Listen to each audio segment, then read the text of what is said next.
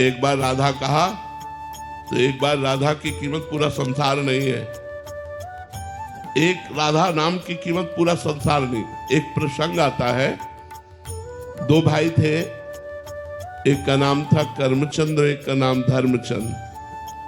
जो धर्मचंद थे वो बड़े थे, कर्मचंद छोटे थे। नाम महिमा में आता है।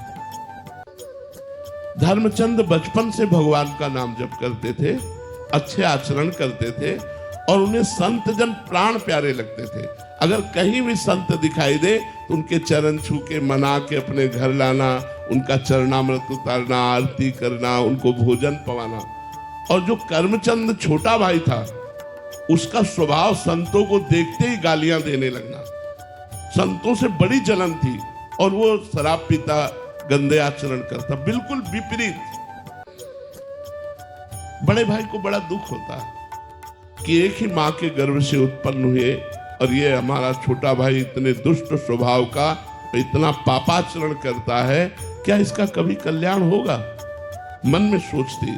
तो एक दिन अयोध्या से मंडली गुजर रही थी, तो धर्मचंद का स्वभाव था साष्टांग दंडवत की पूरी मंडली को निमंत्रण किया घर में। घर में सब संत भोजन पा ही रहे थे कि ऊपर का कमरा उसका था। वो निकला वहीं से और संतों को गालियां देते हुए, अशुद्ध शब्द कहते हुए। संतों ने धर्मचंद की तरफ देखा, उन्होंने हाथ जोड़ा, महाराज ये मेरा छोटा भाई है, ये शराब पीता है, मांस खाता है, व्यभिचार करता है, बहुत पापी है, महाराज आप नाराज मत हुइए, इसको चले जाने। वो ऊपर निकल गए। जब सब संत प्रसाद पा चुके तो उन्होंने कहा, क्या मेरे भाई का कल्याण हो सकता है? जो इस तरह का गंदा आचरण करता है, क्या कल्याण हो सकता है? आप सब संतों से विनय है, अगर कोई रास्ता हो तो हमें बताओ।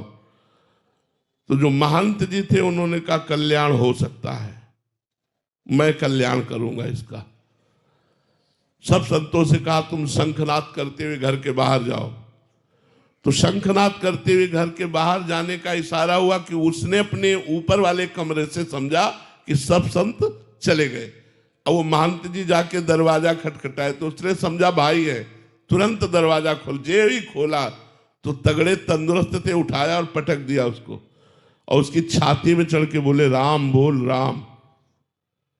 अब वो शराबी आदमी घबरा गया कि अभी इतना तगड़ा महात्मा अगर बैठा रहा तो श्वास रुक जाएगी। तो उसने कहा, राम राम। बस हट गए संत। बोले, जा, ये तेरा कल्याण करेगा।